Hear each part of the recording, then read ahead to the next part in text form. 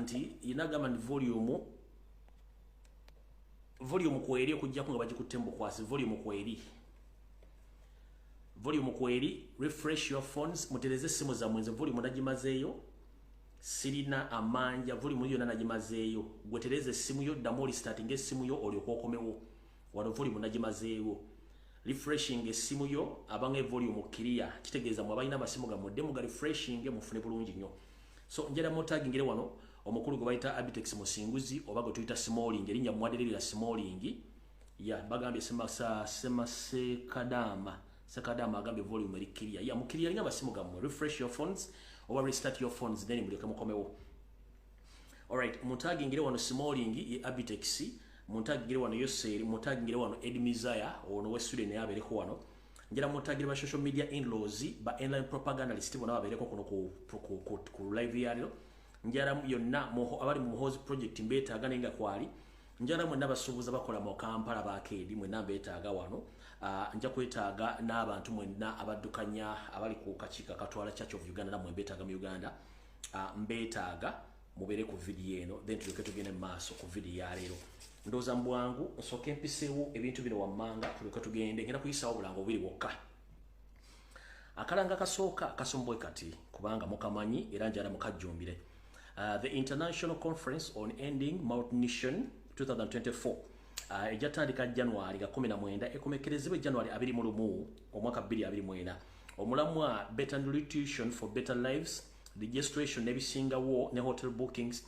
ojja kuba okwatagana ne director wa Extreme Music and Events Management omukyala Doreen Kajumba ku simu akasalaba mukaga nya musanvu 92090340 ajja kuba akobisingawo ku WhatsApp ajja kuba mufuna so yeyo events agenda okubeera ne omwaka ogujja mu ggwanga erya Canada mu kibuga Toronto so sobola mukwira ku simu nga bwe njisomye no bango yogerako naye kale nawo tuvuddewo njala tugende ku kalango akokubiri then tulyoke tutandike video eyatulese bulungi olwaleero.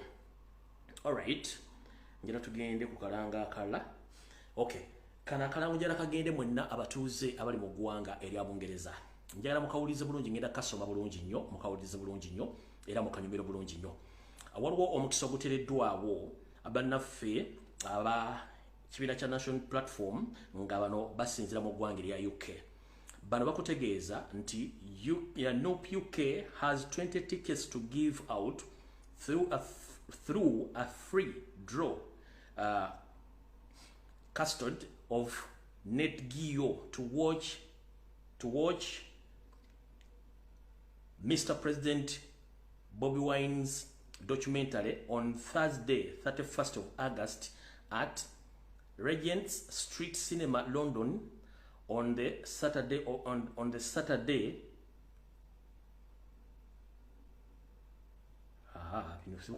kale kankadde mbutesu kankadde bulungi kankadde mu Luganda bezalwa nakategera bulungi kubanga kadde kalonga kawandike bulungi nnyo kale ngenda bategeeza nti banankyukakyuka abawangale mu ggwanga erya Bungereza aba North Chapter UK balina tickets 20 ez'okuwa buli oyenna eyandyetaaze okujja okulaba documentary y'omukulembeze wa Robert Kyagulanyi Ssentamu nga ojja kuba oyita ku ndagiro gyengenda okuwa bakubako ebibuuzo bakubuuza bona obiyita bajja kuba kuwa tiketi osobola okugenda okwerolera firimu eyo ejja kubanga etandika ng'ennaku z'omwezi 31 omwezi ogw'omunaana mu kifo wegenda okubeera bagiyitawo Regent's Street Cinema London and ne ku lw'omukaaga ng'ennaku z'omwezi 2 omwezi ogw'omwenda omwaka 2023 ejja kubeera mu kitundu kye bayita Bath Dock House London bagambye nti osobola okuwangula emu ku tickets zino ng'okoba essimu eno wammanga essimu eno efaanagana n'ey'e Kampala naye ndowooza esobola okukyukamu eri 0703095 era bw'obanga tosobodde bafuna osobola okulekako obubaka obuwandiike nga butegeeza nti omukulembeze w'abantu era message eyo giwandika ku nnamba eyo bajja kuba bakuddamu naye nga mujjukire nti firimu eno ejja kubeeragibwa mu kibuga ejja kubanga eragibwa Obungereza ku Lwokusatu ng'ennaku z'omwezi 23 omwezi ogw'omwenda era yenna omuwanguzi ajja kuba alangirirwa asobola okuba nga yeetaba mu nkola ey'okufuna tiketi eyo akalulu kajja kubeera nga kagule eri buli muntu yenna awangalya mu ggwanga erya UK n'eggwanga erya Republic of Ireland. So nno bwe badde obulango bwa leero mubeere nga mujumbira okuba nti mukola ensonga ezo. Akalango nako mumaze okukakola kati njala tugende ku video eyandeese. Alright, video yandeese tugenda gikwata mpola mpola. Video tugenda gikwata mpola mpola kubanga enda kubeera mu mukambwe mukko. Video tugenda gikwata mpola mpola nenjala kubeera mu mukambwe mukko. Olw'ensonga bw'obeera nnyo ng'oli mugonvu yogera mpola abantu balowooza nti obeera serious naye bw'okambwala mukko abantu baga nti omusajja kati ali serious olwaliro. Naye sigenda kubeera ate mukawufu nnyo bamutwakaavu oba munyiikaavu no. Ngenda kuba video eno gikwata mpola mpola. Njagala okwata olupapula n'ekkalaamu ogenda kuwandiika ebintu bino bye ngenda okwogera.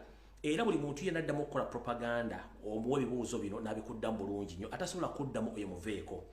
Emyaka gibadde giweze ebiri ndozi gigendamu ebiri kitundu gigendamu ebiri giweze ebiri bukyanga kalebule okusiga ettoomi n'ebigambo bitakwatagana nga byogerwa n'enze n'ensirika mmanyi okusirika kuwangula bingi.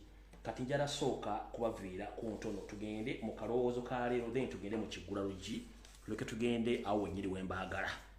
Kandoza katusooke mu kalowoozo ka leero. Akalowoozo ka leero kagenda tambula katya. Akalowoozo ka leero kagenda kuva mu lugero olugamba nti zirinda bwe tawa musibe mmere. Zirinda bwe taba musibe mmere. Olugero luno mulumanyi bulungi nnyo nti omuntu oba nga tannosituusibwako buzibu tamanya nti waliwo omuntu ali mu buzibu. Zirinda bwe tawa musibe mmere. Butyo which ewedde yonna tubadde mu nsasagge ey'amaanyi ennyo. Kansooke nsimbe wakati wano mbalambule bulungi nnyo. Olunaku lwajjo nakoze ekiwandiiko n'ekiteeka ku mitimbagano gyange gyombi esatu ne bagamba nti mu butongole tuyimirizza okwogera ku muvubuka lususu lwa Kimenke oba Allion Skin nze gwempita lususu lwa Mbizzi. Era ne basaba mwenna abawagira enkyukakyuka across the globe ng'oli mu Uganda oli bweru ngenda basaba mu butongole tulekeraawo okwogera ku muvubuka oyo kubanga ffe omulimu gwaffe gwali gwa kuba project eyali emuzimbiddwamu so si ye ng'omuyimbi twali tukuba project era twadde successful. Kati mu system y'ebyobufuzi Museveni bw'alaba mu kubye project atandika okuleetawo diversions nnyingi era ku social media mulaba diversions nnyingi. Kati okugema diversion osooka n'oyimirizaako ekimu ne mukisa ebbali ne mukwasaganya ensonga endala. So ngenda basaba mwenna oba omanyi ogoberera president oyagala president omulonde oyagala enkyukakyuka ng'oli focused ku nkyukakyuka ngenda kukusaba toddamu okukola video yonna toddamu postinga kintu kyonna nga kikwatagana ku Kimenke kikwatagana ku Lusulambizi kikwatagana ku Allion Skin. Please tulekeraawo kubanga tuba ekisookera ddala tuba tumupromotinga indirect. Ekyokubiri information yaffe yadde kuba project twagikubye. Ekyokusatu eri abantu abatwerimbisemu nti bankyukakyuka naye nga te si bankyukakyuka beeyambisa maanyi gaffe ag'abantu okupromotinga bizinensi zaabwe. Nkiddamu eri abantu abatwerimbisemu nti bankyukakyuka naye nga bapromotinga bizinensi zaabwe nga beeyambisa maanyi ga nkyukakyuka. Butyo naffe twayingira mu kintu kino nga tulowooza nti omuntu oyo ali omu ku ffe kwe kuteekamu amaanyi gaffe gonna ne twagenda okkizuula abagamba nti ye bwabeera ku sayidi y'abantu afuuka mukazi ne tukizuula nti alinamu ne project gye twakuba. Kati ffe tulwanira kukyusa ggwanga mu ngeri yonna esoboka. Kitegeeza omuntu atali ku ludda waffe tetusobola kubeera ku ludda lwe. Kati ensonga nabage nti engeri gy'atali ku ludda lwaffe eyo project gye twakubye badde emala ne tumumulisa ate n'avaayo n'ayoyogera katugireke project yegende timuddamu kusharinga simanyi biki yenna n'akikola akikola ku lwe neffe nga abeekyukakyuka tugenda mu maaso kubanga diversion so bungi. Nkiddamu njagala kusooka ekiwe nyina kiyimirizza nna kye nnagemye kansooka nkibawulire nga temunakitegera. One, twayingira ekintu kino nga tumanyi tusupportinga muntu waffe waki ayagala abantu ba wansi kyekisookera ddala. Ekyokubiri bwe twali tukola ekintu ekyo twakikola ku mutima gw'eggwanga naye mwalimu ekintu ekyo twakuba ne tukijjawo ekyo kyo nkibagambye. Kati wabaddewo abantu abakozesa social media ne TV ze Uganda nga baagala nnyo gatta ekibiina kya National Platform People Power ku bintu bigenda maaso nga tulwanyisa project eri. Era bapromoting ekintu nga babeesinga ku ki babeesinga ku NUP. Nenda bagamba abasajja si ba NUP basajja bakozi ba government era nabo bakimanye. Era omunna mulangidde ngenda kulangira okwokubiri bakimanyi bulungi nnyo. Kati njala bagamba olwokuba nti badde basindika ekintu kino nga bagamba ffe tulwanyi ate NUP simanyi NUP erwanyisa simanyi gundi ate gundi wa NUP ate lwaki NUP erwana gundi. Kati ezo stories twagala okujjawo bagende bapromoting ebintu byonna business zaabwe nga bakola emirimu gyabwe kubanga mu revolution tetubeera na economic activities. Mu revolution tubeera na sabotage. So omuntu yena gwolabanga gati wakyukakyuka ng'akya promotinga music atali wankyukakyuka akyakola business ngate mukimanyi buli mu revolution kuberamu kusabotaginga economy okufuna weakness ya government ogisuula kati kiba kitegeeza nti tuli ku mulamwa gwegumu kati omuntu yenna atali ku mulamwa gwa nkyukakyuka oyo si munnaffe twagala muntu ali ku mulamwa gw'enkyukakyuka gwe tujja okugenda naye kyejagadde obategeeza kati okuyimiriza omuntu we butamwogera ku b'enkyukakyuka kiba kitegeeza n'abali batwerimbiseemu ng'ate beefudde nti bankyukakyuka ng'ate bali mu business bagikolera mu ffe ate nga bayaba Museveni okulaga ensi yonna nti ensi eri stable kansooke nkibagambe kino kasita olabanga amabaala gaggulawo ebivulu bitekebwa ku social media kiwa omuzungu oli gwe tuba tugamba nti Uganda is bleeding omuwa omukisa okunogola bano bali mu ssanyu bali mu kwenjoyinga life kiba kitegeeza kyetwogera kibeera vice versa ne kubikolebwa mu Uganda kati bulanga omuntu eva ategeka ekivuludde ku lunaku which manya nti bano basasulibwa okukola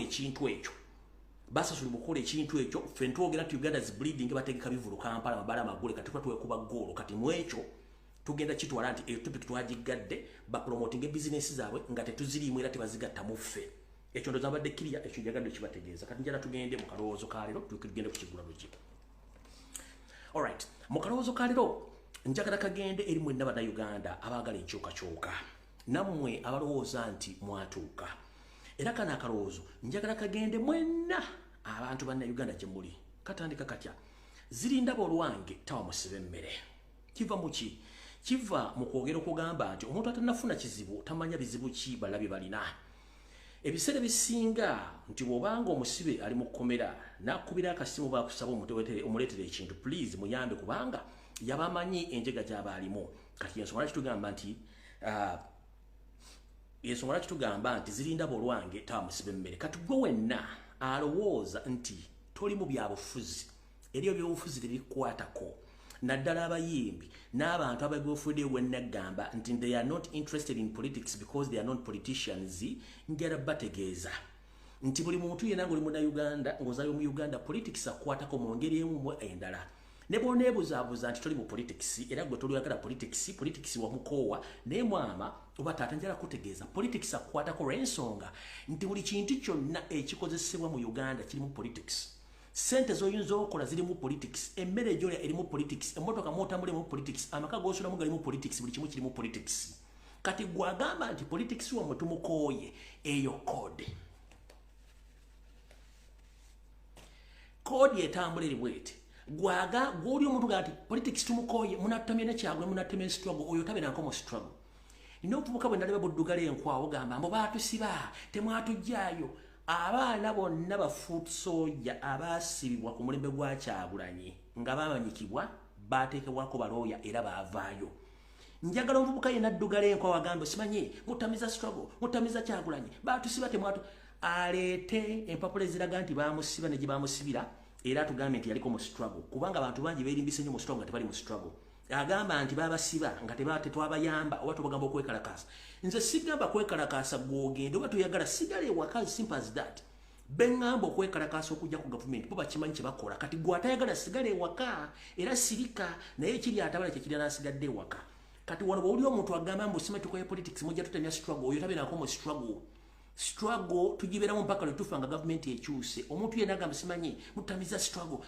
awo bonna tebabeerangako mu struggle abaana bonna abaasiba bali mu makomera gye bali abaatebwa bwe bali bakyali mu struggle ng'oggyeko abakyusiza obwongo kati gwaga ntali mu struggle njala kubulya ebintu bino musimanyi tukoye politics ffe tetuli mu politics akukwatako ebintu bino wammanga wetwogerera olwaleero mu Uganda tuli mu katubagiro ng'azina n'ow'enkufu tutya munnange gwagamba mutoli mu politics era politics takukwatako kankubikirenga obudde bukyali wetwogerera ekittavu ky'ensi yonna kyasibye ekkaligo ku gavumenti yayo sekye kiddamu giwa nsimbi bagezaako kwebuzabuzanga abafuka banaaba batereze ensonga zino n'ekiganye kati kino kivuddeko okupaala kw'ebbeeyi y'ebintu mu Uganda wetwogerera kati ng'akatungulu akafumbibwa mu Uganda okukateeka mu nva kagulawo kati nusu 7 ku 10 politics takukwatako nkiddamu gwe yagambye nze siri ku politics tankwatako tukoye struggle mutamiza Kyagulanyi logologo simajjajjawo yafuata zadde kati maama akatungulu kali mu nusu 7 ku nusu 10 politics takwatako tuvuddewo tugenda mu maaso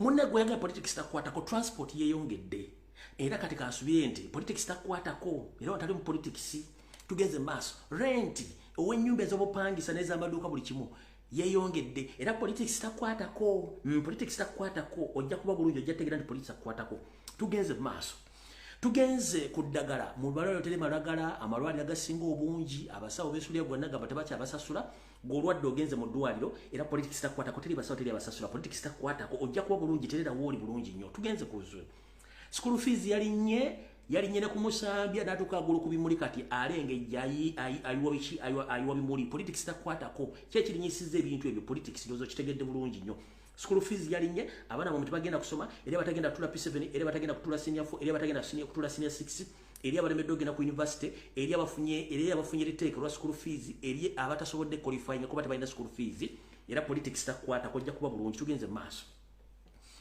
emisolo mingi nnyo revenue authority yetegekedde abasuubuzi nga tebamanyi kalo katego kankabajukize mu kalowoozo kaale banjabo ne basibonjala bategeeza abasuubuzi waliwo akategeke Uganda enoonya nsimbi ebuzizi ne wa akatego kaakano tebagenda babuulira munnange ogenda kukwata ssente z'emitwalo 2 ejja dola ogenda osobole China oba osobole Butuluki oba osobole India oba osobole Rwanda oba osobole Dubai emitwalo 2 gyogenda okuleetamu ebintu ogenda otuuka ku Uganda Revenue Authority bakukube omusolo gwa mitwalo 3 nga gusinga ne capital gwataddemu automatically mali ogenda gireka waawo kubake kakodi akapya akaliwo kali bakamanyi bagati wadde bali resistinze mu business kati akakodi okabawusiza nga bukyali gwe kwata sente zogenda osubule bagenda kukuba times 2 ku capital gwataddemu emali ogireke anti tuli mu politics tomwagala takuyingiramu kati nkuwadde example nekutegeeza ojja kutegeera nti politics akulimu tugenze kumwe abaana bashagala bakadama abawugusemuka katono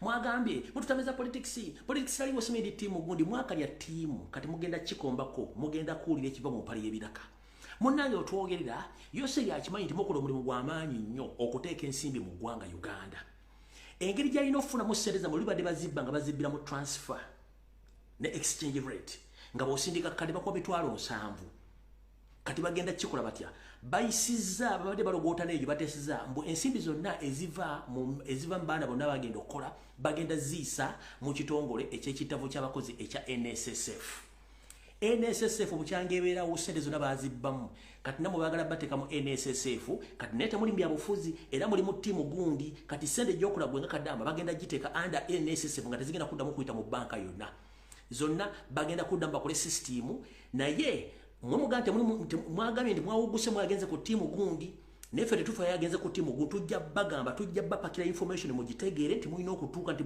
muli standby ekijja kyonna mugenda nakyo sikugukanga fani kati efuye zizeno simanyi efuye mulina okuyimirira kati essaazi mubatesiza kiteeso kimu nti ssente zammwe zirina kuyita mu kittavo kya NSSF ewali ababbi kati mujja kitegeera ekyo kyo kibagambye mukitegeere mugenda kulenga bateeseza naye mwagambye muli timu gundi tanakuteeseza wadde ekitoosi neki wadde okwogera ko nti waliwo yafudde oba tumuyambeko tukola kuki mujja tegeera ekiri atabana kyekirina asigadde wakati mbategeezezza kekabadde nno akaloozo ka leero nti gwagandi siri mu politics ojja muyingiramu by force ajja kuyingira mu wallet ajja kuyingira mu school fees mu byokulya mu buli kimu olyoka otegere nti olina okubeera mu politics oyogere ensonga ezikuluma ndowooza mbategeezeza bulungi mu kaloozo ka leero and I salute you mujja kuba bulungi abagante muli mu politics tabakwata katungulu ka 7 ku 10 mujja kitegeera abadde ali ekikomando nga kya 10 kigenda mu 10 politics takwatako ojja zisasula abadde anywa sukali ku 4 agenda mu kakaaga ojja kuba bulungi politics si takwatako ojja zisasula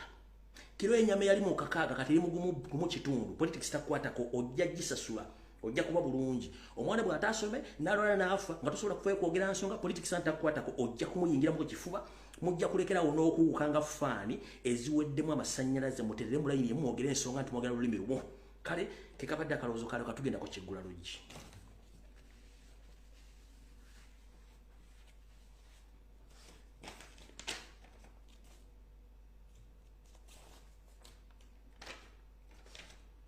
kati KIGULA LUJJI kya leero njagala munkwatize ekkalaamu n'ebitabo mupandikira ensonga zino wammanga KIGULA LUJJI kya leero njagala munkwatize ekkalaamu n'olupapula muwandike ensonga zino wammanga amannya gayinza Lumbuye Fred Chemical Ali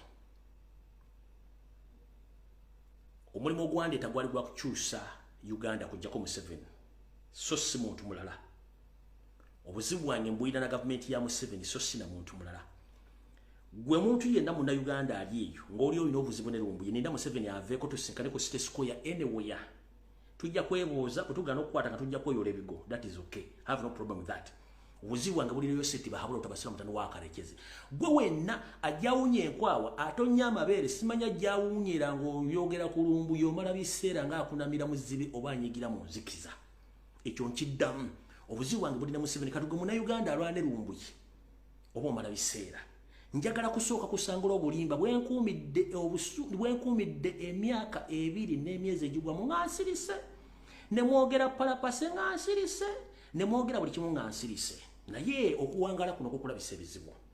Ate abantu abasinga obungi bwe boogera tebamala kulowooza ebiseera bisinga obwogenda okwogera osooka nnyo okulowooza. Kati njala sooka kusanga n'obuna obulimba ensi eterere mu layini bulungi nnyo. Kisookera ddala bwe nakwatibwa abantu bangi baateekawo nnyo okwagala okuloozesa abantu nti sisobola kwogera naye nga nali nsobola okwogera. Naye akugamba jjo tulage empapula ko bakukwate ne kuba akutera tamanyi mateeka ga nsi mw'oli. Buli nsi erina amateeka gayo n'ebiragiro. Okitegedde bulungi nnyo. Eno ensi agimanyi yali agibaddemu yasobola okubuulira amateeka gaayo. Era bwe kyanga njibeera mu sikola nko program ng'enjogera ku nsi eno kuba mmanyi amateeka gaayo.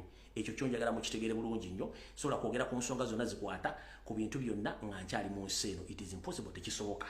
Naye leero njagala bawa facts ezimu ku bantu bye badde boogera ne batambuza propaganda nga nze ensirise embalaba kubanga tukimanyi bulungi nnyo basasulibwa ku siriwala. Sijja kubeera party of aba basiru njagala kubategeeza olwo mutegedde bulungi nnyo.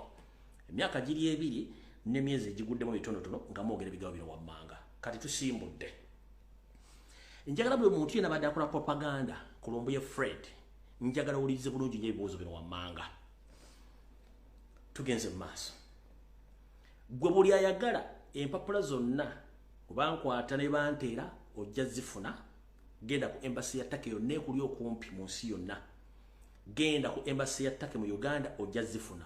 Osobola okugenda wa kanso nkunyingi muwada ojja zifuna mwabaagala okumanya ennyo. Ekyokubiri njagala kusooka kujjawo obulimba bwonna mu KIGULA LUJJI kyaliro ndyoke mbategeeze.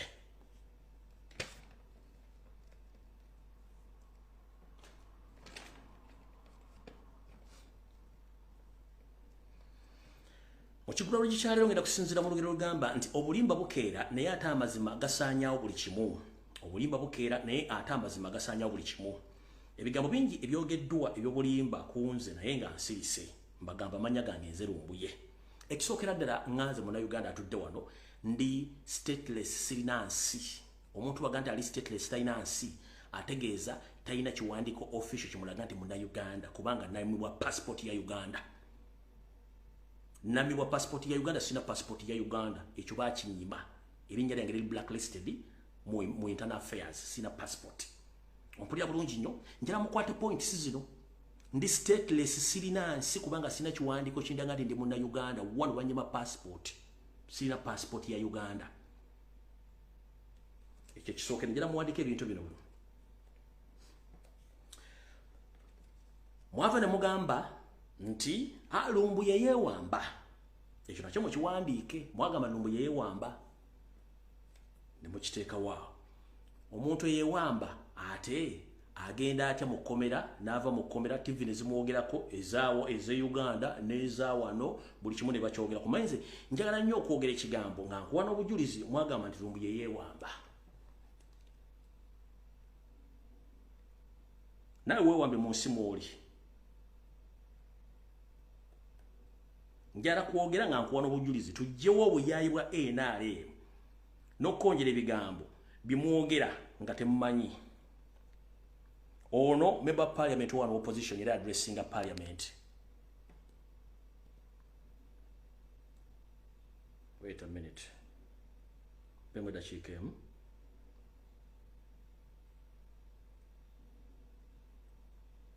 No video mbade sizanyanga ndeka nzito olwaliro nzizanyi.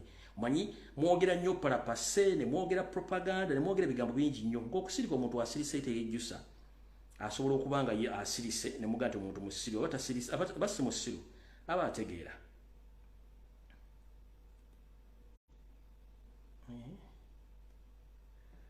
Folder nga teyeggula abange folder ng'eganya okweggula ate Museveni muloga temuloga muleke video etambule muleke video etambule 1 minute.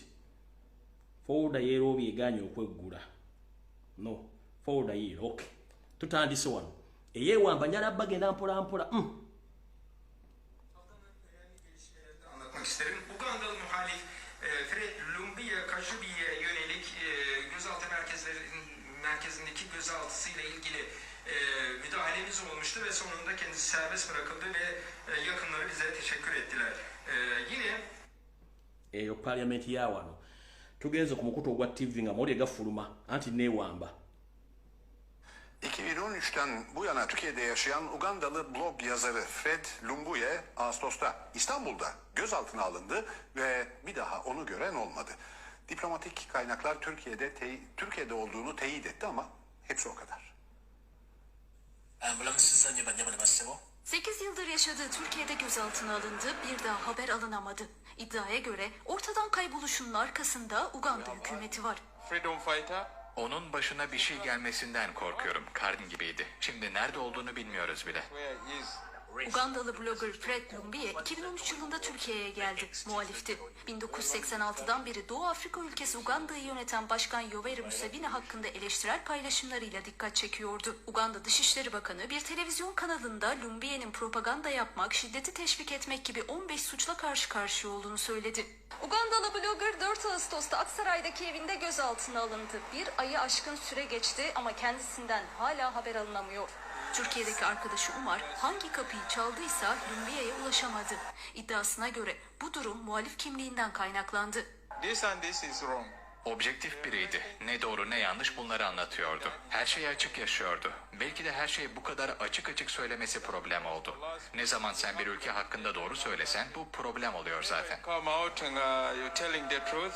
Konunun takipçilerinden biri de Uganda'da muhalif partili bir milletvekili. Diplomatik kaynaklardan Lumbuye'nin Türkiye'de olduğunu teyit ettiğini açıkladı. Ama akıbeti belirsiz. Arkadaşı Umar idam cezasının olduğu Uganda'ya iade edilmesini istemiyor. Eğer Türkiye oturumunu iptal eder ve giderse hükümet yaşamasına müsaade etmez. Başka bir ülke bakmak zorunda kalırız.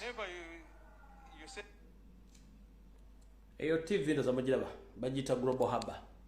Kati awo tuvuddewo kubanga arabakwata mpola mpola nsangule buli kimu kye mwayogera nze mayimba kwata mpola bala ku TV nga mwogera mwagamba neewamba ekyo kiwedde tugenda mu maaso ne mugenda mu maaso ne mugamba nti neekwese mu embassy ya Uganda wano mu kibuga ekikulu ekya Ttaka kye bayita Ankara ekyo nakyo ne mukyogera ne mukirekaawo njala kugamba nti mmaze emyaka egisukka mu mukaaga n'ekitundu nga sigenda ku kitebe kya Uganda nako mugendayo nga nkyali mukulembeze wa bannayuganda ettaka era nebyo nabivaamu n'enkoma lwe nagenda okusaba submitting forms zange okusaba passport ne bazituulira kuba nazisindika by posta ne bazituulira we nakoma okukolagana nabo myaka mukaaga emabega ozo mukitegedde bulungi mwagamba neekweka awo nawo nvuddewo ne mugamba nti nava wano ne bandeeta nembera mu State House Entebbe ekyo nakyo ne mukyogera ne mugamba nti bwe yavaawo n'agenda eggulu ewa Sale nakyo ne mukyogera bulungi nnyo kati bannange njala tubeere bantu bakulu era tubeere ng'abantu bategeera nze mbagambye sirina passport ate obudde bankwatira nale siina wadde ekinjogerako era nga ndi bumenyi bw'amateeka nale siina residence permit amateeka ga wano abagamanyi abagabaddewo bagamanyi bulungi gasoma gatya bw'obanga obadde wano bumenyi bw'amateeka ne bakwata bakudipotinga ne bakuzze wamu ne bakubaninga emyaka 6 bweddu emyaka 6 bweddu bakujjako fingerprints bakujjako amaaso bw'owabeera n'oli mu bumenyi bw'amateeka ne bakwata bakudipotinga bakujjako amaaso nenga ne bakudipotinga bakusiba emyaka 6 bweddu nga tozzeemu kulinnya mu nsi yaabwe 6 years ban kati atalina passport yalinnya ennyonyi najja Uganda eyekweka mu embassy najja Uganda eyekwa mu State House najja Uganda eyagenda eggulu najja nayingira Uganda n'agenda Uganda bwe yavaawo awo ate era omuntu y'omu n'avaawo n'alinnya n'akomawo e Uganda n'akomawo ettake kati njala tusoke tukwatagana empola mpola ngayo mugamba nti najje Kampala biki sina passport kye kisooka ban emyako mukaaga eri automatic weeri kati bwe nagenda ate nenfuna passport najijja luddawa safuna passport nenkomawo visa nenfuna visa era nenkomawo visa tako gifuna kikutwalira omwezi gumu ku wiki 3 okugifuna kati visa ogifunidde mmanya ki era ogifunye budde ki era okomewo tuwulira bulungi nnyo ngolwedde ndi ku bbaani myaka mukaaga ne obanga okola ki wana amateeka g'ensero gali kiri at the moment bakubaaninga kabeera nakuba essimu it is impossible tekisoboka oba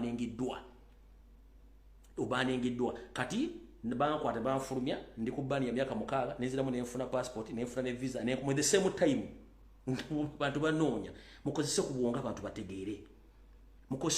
bategeere okitegedda tukyagenda mu maaso kuba njala bakwata mpola nzijjawo propaganda yenna bulaka meiro buli kimu kyonna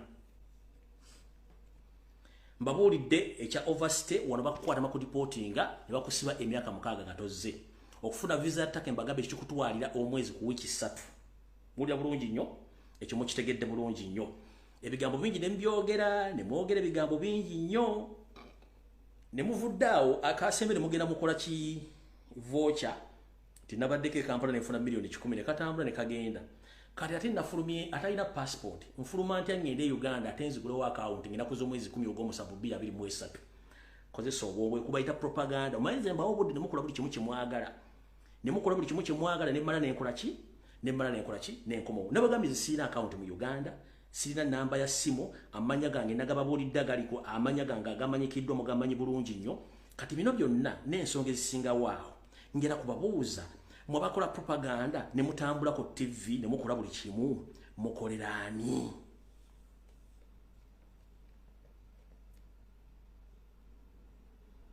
ensonga lwaki sassa kiwandiiko kyonna kikwatagana ku musango gwange amateeka gankugira kubanga ndi mugwira wano mugwira bamwita yabanji tosobola kwogera ku kintu kyonna kikwatagana ggwanga lino it is impossible abakimanyi bakimanyi yabanji kitegeeza foreigner yabanji tosobola kwogera kigambo kyonna kikwata ku ggwanga lino kyovula nti sirina kigambo kyonna kye nali njogedde ku ggwanga lino nkikoze lwaliro ku propaganda gwembaliride 2 years and 2 months nembalira musooke mukole propaganda ku TV ku radio buli kimu bonna kati njondoza mbategeeza bulungi mutegedde bulungi nnyo mu kigulalo gikyaliro mpulirayo muntu yenna addamu okubeera ku TV ku radio nga yogera kasasi kuba mwe namba gasse TV ya Uganda zayogera footage ku kisaawe Entebbe abeerako State House footage abeerako wa abeerako mwatuuka n'okukonga ebifaananyi mukonga ebifaananyi nti natuuse kati kiki mwagaza ensi nze gwe mukolako propaganda bagamba nagenda okujja mu struggle muno nga manyi kye bayita propaganda kye bayita blackmail kye bayita naki buli kimu nkimanyi kati njagadde tegeeza mwenna abadde batambuza propaganda neewamba biki wano siina passport ntambula nte nga siina passport tu amateeka galikire bakudipotinga ano guli mu varsity emyaka mukaaga bbaani tosobola kuddamu kuyingira wano kati mbategeezeza mutegere bulungi nnyo propaganda gwe mutambuza takyakola mutegeeze mukooli abantu bintu bayina okukola so sikujja kutuguza propaganda wano mbalaze amawulire mbalaze buli kimu ono member wa parliament simu ababeera ku TV abaleeka ono member wa parliament ebifaananyi akutebya jjajjaawo Lumbuye Kajubi'ye yönelik gözaltı merkezindeki gözaltısıyla ilgili müdahaleniz olmuştu ve sonunda kendisi serbest bırakıldı ve yakınları bize teşekkür ettiler. Yine oyo mubayise MP wa Kampala kati dawo tuvuddewo ekigulalo gikiwedde kati video entuufu etandise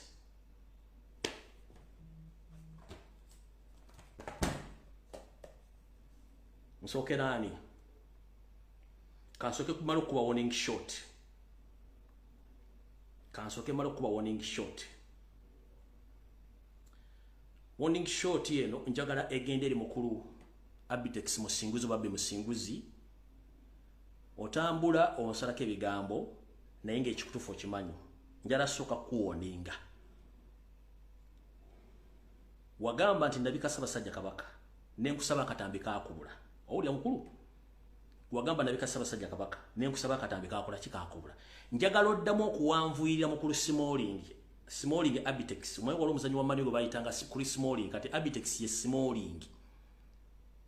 Smalling Abitex njagala kusaba lodda ku TV buli kyogera ko leto obujulizi nganze bwe mbaletera obujulizi bwange loddamu okujja ku TV ng'oyogera ebigambo bikwatagana ku Lumbuye jangu n'obujulizi genda wa mukama Salimu Sala ku footage wange oba ebifaananyi nga ali naye genda wa mukama Yoseri akwa ebifaananyi nga ntuse mu state sobola kukisawo nteba ku footage oleta akatambi nga mbikasa basajja kabaka nako kawe TV bye njagala okugamba toddamu kusirwaza abantu ate kuno kuwoninga nkubuulira ebintu bino wammanga obitegeere bulungi nnyo omanyiza ensooka kuba warning shot jode lero nsibye wammwe mu nnyendo Ssenyange kansulenti abantu bano bamanyi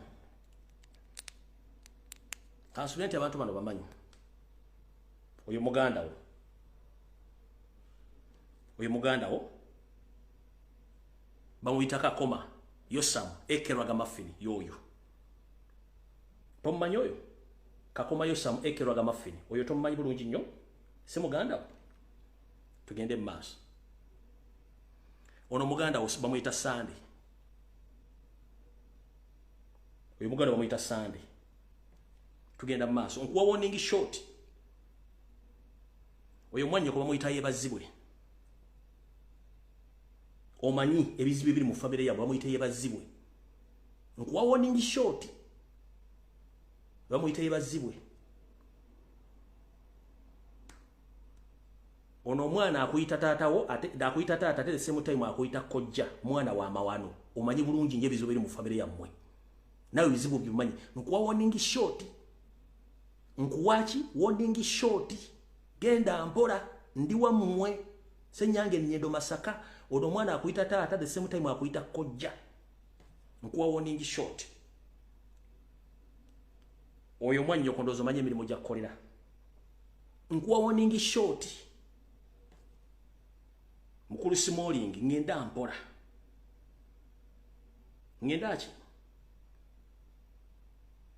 ngenda mpola nkutegeezezza ngenda mpola saagadde kulwako gwe njagadde kuwa warning shot njagala TV oba radio station eddamu okukyaza Smalling Abitex musinguzi abaletera akatambi nga mbika Ssaabasajja Kabaka abaletera akatambi nga nayingire Uganda nga ndi ne Salimu Sale oba nga ndi Museveni mu State House nganze mwendeta evidence n'enjibawa gwe mukulu Smalling nkuwadde warning shot family ya moyo nangi manyi najingidde buli kimu ekizibu ekikirimu na buli kimu bonna n'ebikolobero bimukola nkimanyi saagala kulumba personal wabula nkulabula ddamu yasame kulinnya Lumbuye ojja kuwulira omanyi bwete wembagamba namulooza nti nsaaga nabagamba ogw'omunana ngenda kubira muzibu nnyo nkugambye ddamu yasame ku TV ba radio yala kulinnya Lumbuye nga toyina bujulizi nja kukugira bwino wa family ndamu kube ku meza wano ensejja kutya ngiyo nkuwadde warning shot mukulu Smalling Abitex musinguzi this is warning shot ddamu yasame ku Lumbuye ojja kuwulira ensejja kulya byetamanyi nja banyumiza n'olugero lwa Kalimu hiri gye yakwata ettayina kubengwala n'ogwa wansi ku Didi's World nkuwadde warning shot nkuwoninze nga bwe nawoninga Diodati bwe nawoninga bana basebe benze mponi gabona nga tebawulya nkulazeko ebifaananyi sample ddamu yasame kulinnya Lumbuye nga tolina bujulizi bwoge wa TV oba radio nja kwabya ensejja kutya bajja tegera lwaki oyambala enkofiira lwaki bwafuna sente osula mu makaago osula bweru Smalling Abitex musinguzi nkuwoniza omulundi ogusembayo that is a warning shot eno nkuwaddeko sample saagala kulwako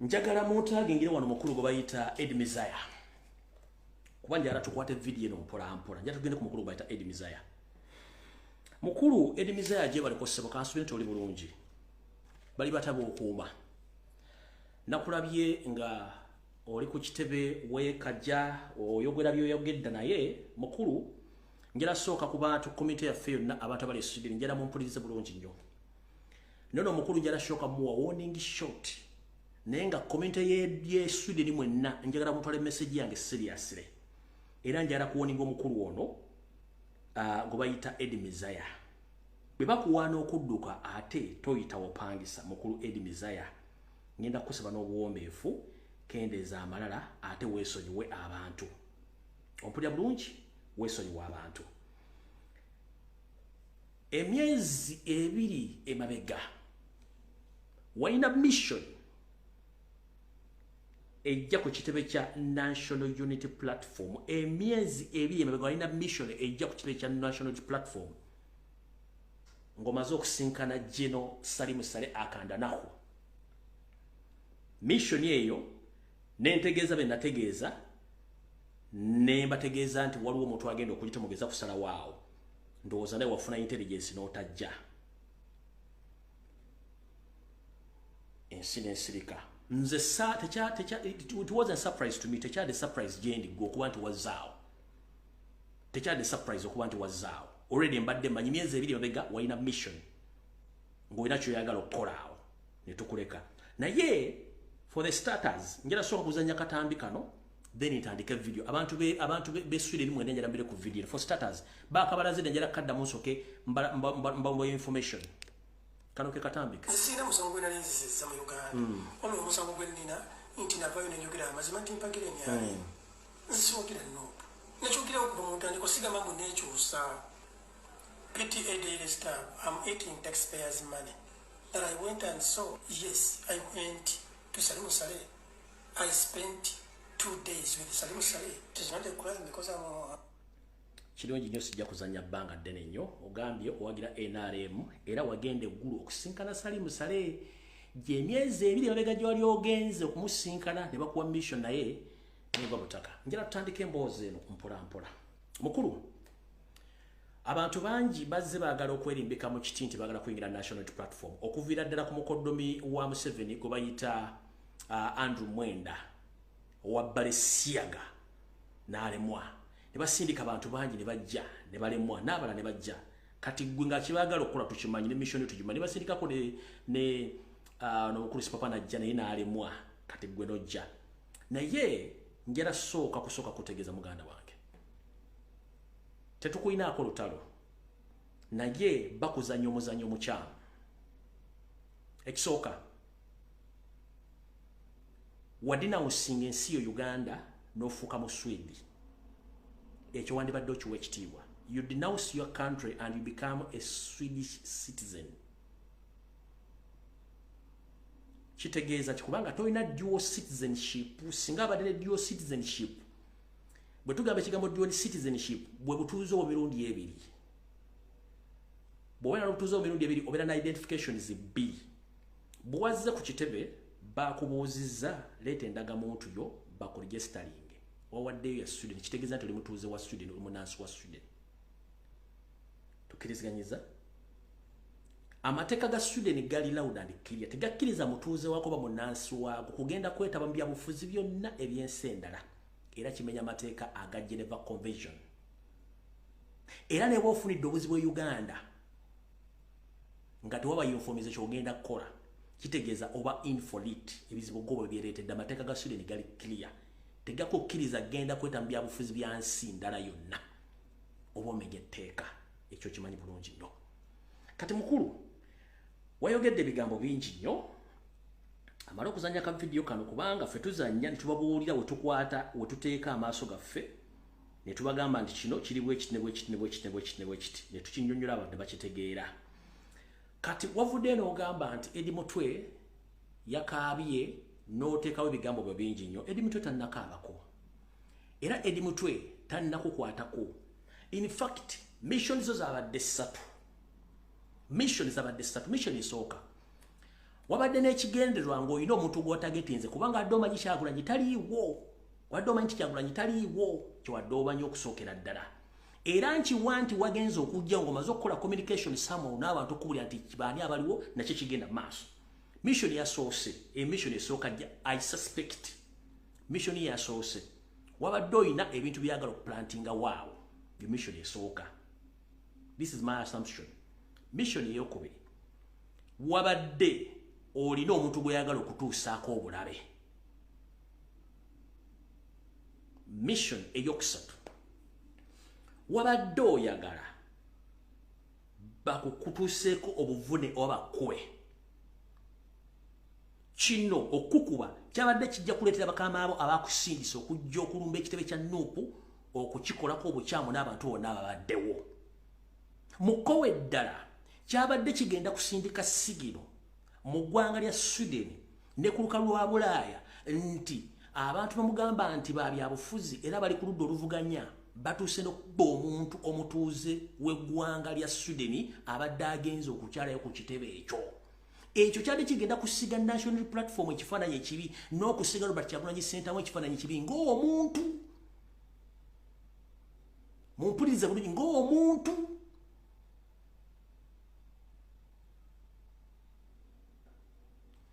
kati guverinoma nti eri mutwe yakaabye ng'akaaba kitannakaabako statement yakulemye n'ogamba akwetondere kati nga nenda bwegisimufungize njagala oveeyo omenyewo ebigambo bweyogedde saagala menyawo menye ebigambo byewayogedde okwetondera it's up to you okusinzira ku kyengenda okuwaana abantu information ngenda kuwa warning shot ne reference zaako lwogenda okutegeera nti okusirika si busiru bw'obadde Uganda wankozeko propaganda ogamba nti Lumbuye yagambye nti champion Gudo mu musirikale wa SFC njagala before nga tonnayogera wabadde ku interview noga nti Lumbuye yagambye nti wampe mudo nga nti ninge mpitambi which is okay so kunvuma go simawulire era nsobola okuwa right novuma on the best nga wabadde okola nesobola kuddamu lero njagadde kuwa abantu information bakutegere bulungi gwani wabadde noga nti nagambye nti champion Gudo wa SFC bobanga oyogera ekigambo ng'agamba nti oli professional journalist ojjanga na evidence ne video gye mba nakoze nze I don't delete my videos si deleting posti zange si deleting video njagala olete video yogera nti champion Gudo nayogera nti champion Gudo wa SFC which is wrong sinda nakoma okwogera ku champion Gudo ng'amagamba bamutwale ku ssomero era kye nayogera isireme gye nayogera ku mwana oyo sina kira kye ndali njogedde ku mwana oyo era nayogera ne ku live ya Umaru Kiseka namuga nti ekikuba twala omwana oyo asome ebira byonna katajja bayamba kyokka kye nayogera kati guverinoma Uganda nayogedde nti nagambye mu champion Gudo wa SFC which is wrong ekyo kikyamu professional journalist nga gwe bwogamba ekyo kikyamu kanjira kugamba njira kuddamu kuzanya video eno otulagiko edi mutwe we yakaabidde oba we yakubiddeko ekyo nakyo nsooke kuwa warning short ngende ku information yandeese video mwagira bidde njagala edi mutwe yakaabidde ludda wa era bakwadde ku mwami oluwa wulira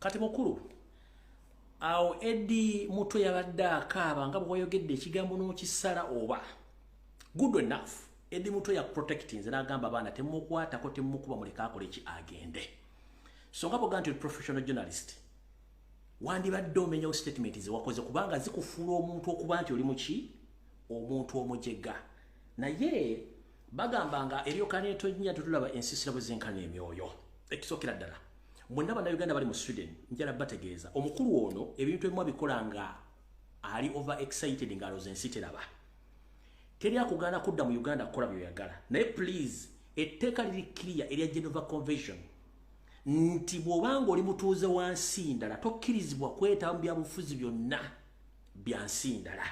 Ne bakutuusako obulabe ensi yo kiyinza ogibeerera obuzibu okuba ng'egenda okununula. Ekyo kisookera ddala. Ekyokubiri, nze sigenda kulumba era sigenda kukola kintu kyonna. Njala kugaba ebigambo bino wammanga. Edimizaya wanumbye onnumba bulijjo naye nkuleka ng'era saara kukwogerako. Naye ngenda kusaba ekigambo kimu. Wana NRM, wana Salimu Sale ne Muhoze Project. Robert Kyagulanyi Ssentamu mwesonyiwe kubanga mwina ku defendinga NRM n'ebigula byayo. So si Robert Kyagulanyi Ssentamu mulumba oba omuntu yenna. Olina ebizibu bimala. Kati ne warning shot gye nkuwa. Ekisooka, muganda wange olina ebizibu bingi nnyo. Olina ebizibu bingi nnyo. Ebizibu bino nga biri mu ggwanga erya Sweden. Amanya gamatufu gwe Edwin Lutaaya. Amanya go amatufu gwe Edwin Lutaaya. Bannayuganda bamanyi Edimizaya. Amanya amatufu ye Edwin Lutaaya. Mwe mmanyi Edimizaya. Eno kuwa warning short. Endagiriro gy'osula mu ggwanga erya Buswidi. Kanjibuulira abantu mbawe ne case file n'emisango gyagwawo gitya nkuveeko woddamu okuleekaanira nsumule file nagikubbe ku mmeeza. Address yo yeeno wano wammanga nkuba nkuwa warning shot ngunoonyerezaako ebbanga ddene gwe ngoloza nti nasirika onvumanga nvuma Kyagulanyi tutegeera. Address yo mu ggwanga erya Sweden obeera address yo esoma Sologado Gatalin N oba number 13 Tranamo.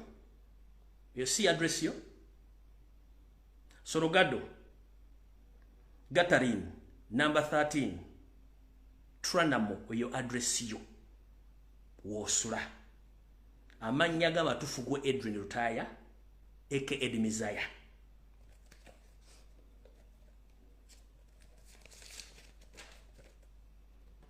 Case number yo gy'olina okufaako ennyo okumaliriza n'ebizibu byo. Eri FT 174321 eyo case number gy'olina okufaako okuva 2021. Case file yo eri FT 174321. Case eno ya happening etya. Case eno ya happening mu motoka yo number plate JHX 254 Saba model 93 oba sub. Case eno gy'olina okumaliriza ya happening omusango waze waguza mu motoka yo eri number plate JHX 254 sub model 93. Case namangi kubuulidde details zizo nanzi kubuulidde kati njagalo demu okole fujjo ku Kyagulanyi oba ku muntu yenna. Nkuwadde warning shot nga bwe ntira okuwa abantu warning shot nkubuulira.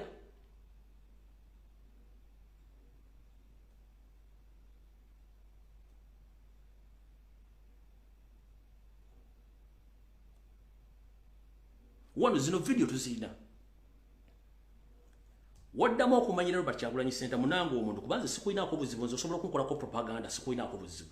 N'ekintu ekikwatagana okumanyira Kyagulanyi National Platform People Power awo tujja kubeera bubi nze osobola okunnumba n'oyogera by'oyagala kubanga mu by'obufuzi bimanyi nti omuntu asobola okwogerako ekigambo and you let it go nga ffe amanyi ebyobufuzi naye abatambi ebyobufuzi bamwogerako ekigambo ajja genda apaapala banvumye bankozi no nkubuulidde nkuwadde warning shot.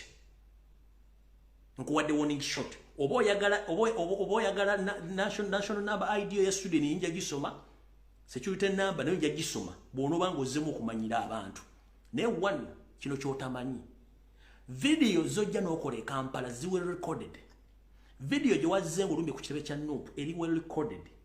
Kino kankulabule abantu basobola okugererwa profiling a case against you mu migration e Sweden ng'ogenda mu nsi endala n'okolamu effujjo kubanga olina omuntu gw'oko video wajogera nti okolera Salimu Sale ne Museveni era wagira National Unity Platform wagira NRM ne ba profiling a case again already olinayo case bw'oba oyagala okumanya nti olina case e Sweden nkubulidde case number ne police ekimanyi nti you are criminal right now, you are criminal in Sweden. era bw'oteegendereze ojja kukomekereza nga Abannayuganda abamu abavudde Sweden bataddayo ojja kulinnya ennyonyi ng'olowooza olinnya ennyonyi kumawo Kampala kulya ssente oddemu okuyita ku kisaawe nti bagambe nti we are very sorry tosobola kudda Sweden ekyo nkigambe weegendereze nnyo kesi namba yo gikubuulidde emmotoka muwaddiza omusango nkubuulidde ne address yo amannya g'amatuufu nga buulidde ensi a warning shot nze you can do whatever propaganda you want on me but please avoid Robert Kyagulanyi Ssentamu and national platform wagira NRM salimu salende ebira byonna you can as you can but nze oluwaddemba okunjogerako propaganda gweyagala kubanga bulijjo obikola n'ensirika naye kino nvuddeyo kubanga wasusse emyezi ebiri mabega walina mission nga wakavuwa salimu sale n'ogiremererwa n'olyoka odda Sweden n'olyoka okomawo kati nkulabula Muganda togamba nti Lumbuye yakozeeko effujjo nkubuulidde nze nkola warning shot ekisooka gwe nkubuulidde case file namba yo emmotoka muwaddiza omusango buli kimu kyonna nkirina address yo ngisomye nga warning shot amannya g'amatuufu gwe Edwin Lutaaya address yo ngisomye kyesisomye esoso security namba yo ne details zibiri kimu nga bwe kiri bw'oba oyagala ng'oyagalako nnumba jangu mpola ne weesonyiwe Kyagulanyi n'abantu abalala nga bwe nkoze Abitex ne mugamba naawe genda mpola kunze nga bwe nze ngamba abantu abalala nja kuwambulira bwerere ate enseetegere nti tolina kyolina ukitegedde bulungi ffe tulwana kujjako Museveni gwe ate ofumba muntu agenda okujjako Museveni gobeera mu NRM yo gipostinga buli kyoyagala buli kimu kyoyagala sympathy that go batuyita politics but oyogedde nti nze mpagira NRM ate ku national platform wadde ojjayo okukola kinga okimanyi nti president aliiwo n'abasinga obungi abali ku national platform tebaliiwo what was your intention really intentions nze mbabuulidde ebyadde bimuleese ebikulu mbabuulidde wali abadde ayagala bamuinsultinge gavumenti NRM eyingirewo ekole effujjo yabadde nakyaza okuplantinga oba yabadde alina omuntu gwazze okutagetinga abana kibagenda omutuusaako ebintu bisatu naye nkubuulidde muganda wange kuwadde warning shot nze osobola okukolako propaganda enako oyagala kubanga nze ndi munnabyabufuzi amanyi nti ne bwonjogerako ekigambo sigenda kupapala sigenda kugulako musango ne weewale Robert Kyagulanyi Ssentamu weewale national platform weewale people akola bintu byo kuno ku video kwoli buli kimu nkyogedde amanya genze Lumbuye statement sikikyusaamu ate sidelitingayo video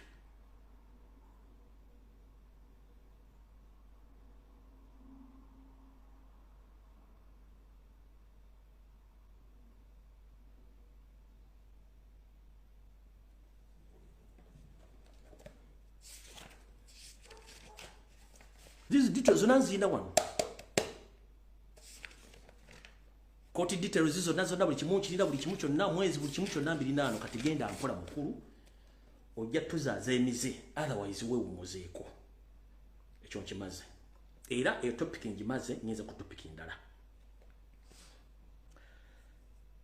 kale mwenna mbalamusiza ku Bannayuganda naddala benzize ndabula okuva ebbanka lero naddala abasuubuzi abalemye okutegeera embeera nga bwetambula mu Uganda nzize mbagamba lunye mwesonyiwe akedi za Uganda mugende bitundu ebyeggwanga ebisinga obungi mukole business mwagaana naye kati ndoza kitandise obbale mukitegedde bananyini bizimbe abasinga obungi batandise okwongeza lenti ate nga bayita mu ba lawyer baabwe kuba informing nti atasobola kukiza lenti kuba kwongeza vacate obava mu kizimbe otambula ogende ebbaluwa nga zino zitandise okugabibwa balooya nga bazigabe batendanti b'ebizimbe gamba nga kino ekya John Bosco muwonge ekya Shamba Akedi nga bagoba abasuubuzi oluvannyuma lwa buli muntu omubijika akakadde kamu ku rent gwe badde bakola ki gwe badde basasula ezo zimu ku bbaluwa ezitandise okuweerezebwa abasuubuzi bave mu maduuka batasobola kusasula rent gwe bongeddeko akadde kamu nabagamba dda muve mu Akedi mwagaana nembaga mission y'abasajja yakubavuwaza ne temuwulira tekina kye kikugasa kubanga capital mutaddemu aweddewo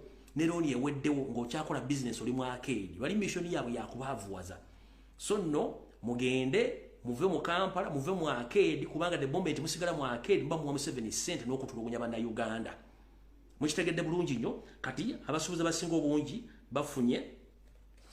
bafunye amabaluwa gaabwe not to vacate shop sijja kusoma gundi sijja kusoma duuka na mukigo bawadde details zino nenga basinga obungi wetwogedde babadde bavudde mu maduuka ago naddala ag'omukulu John Bosco naddala ku shamba ebizimbe bagita shamba Akedi nga balagira okuva bawadde ennaku 30 era nga basavinze abadde talema and advocates ennaku z'omwezi badde 14 baba savinze 14 ogw'omunana nga bagaba bave musomo mwenna buli ali mu arcade temanyi bigenda mu maaso mu Uganda economy egenda crashinga namwe abalina sente ku account mu banka muzijjeeyo ebigenda mu maaso temubitegeera naye tubagamba temubulabula abalina sente ku mobile money muzijjeeko kampuni ya MTN Airtel bafuuka babbi balina abantu abakubira amasimu ekirala nga nva ngere ku kirala gwe munnayuganda omusajja n'omukazi ng'oli mukulu otegeera bulungi nnyo omuntu akubira atya essimu n'agamba nti ennamba yeeno wagiregisteringa okusukka mirundi 3 nti oba ennamba yo etaaga okuddamu okuregisteringbwa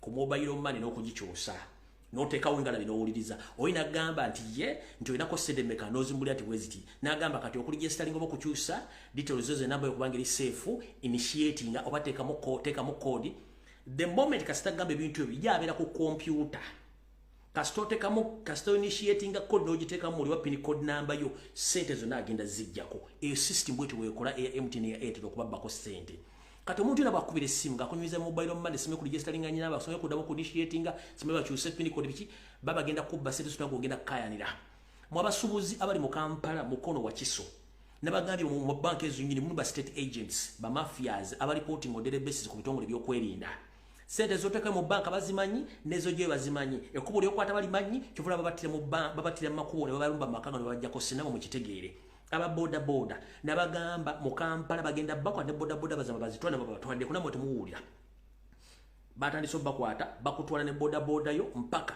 Luzira na kibagamba temuwulira mwesonyiwe Kampala mu muveemu mugende mukolere ebitundu ebiri enswa bwekyusa amaaso nga n'envu bwekyusa mukyudde bulungi enswa bwekyusa amaaso nga n'envu bwekyusa kati mwabazadde taamu egenda kuggwako esigaddeko wiiki 2 n'ekitundu ku 3 mmanyi bagenda kusindikira ebintu ebipya ebiri ku ssomero school fees zigenda kulinnya ebitundu 1 n'ekitundu ku buli 100 nkuwa amagezi omwana wabanga atali mu candidate class nkuwa amagezi topapa kuza mwana oyo teweewola ssente kubanga tagenda zizza kati era agenda kukomekereza nga alinga abaana abala aba school drop out olw'ensonga totunda ttaka lyo ng'owerera mwana kuba tana wagenda kukola totunda nnyumba yo ng'owerera mwana tagenda kuzza ssente ezo kubanga ne gye bali gye babonabula mu diaspora nayo ssente zifuuse ekizibu kubanga embeera y'ensi egenda ekyuka ekyokubiri mwegendereze nnyo bannayuganda mu kalipagano k'entalo z'ebyensimbi akali wakati w'ensi zinnaggwadda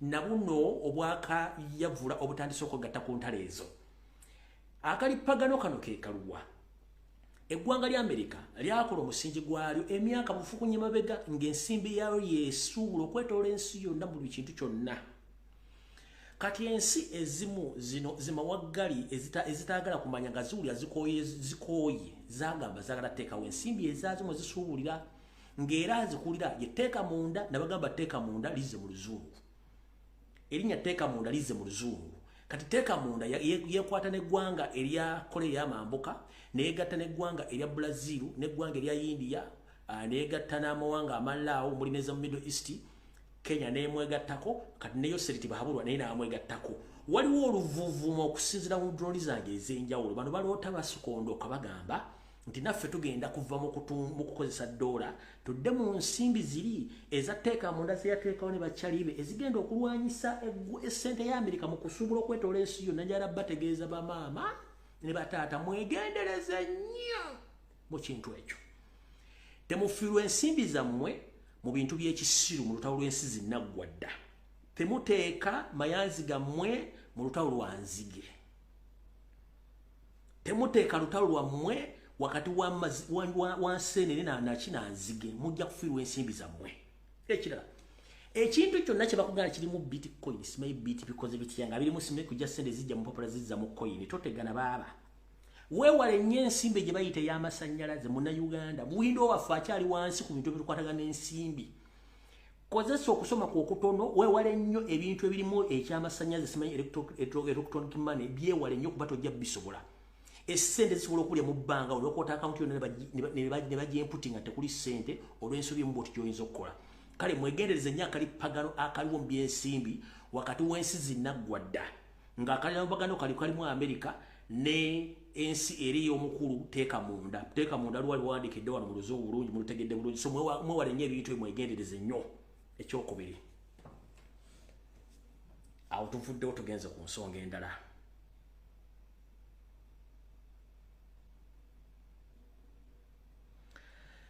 yose litibahabulwa lutabayiswa mutano wakare kyezire mzizide nsanga bisibe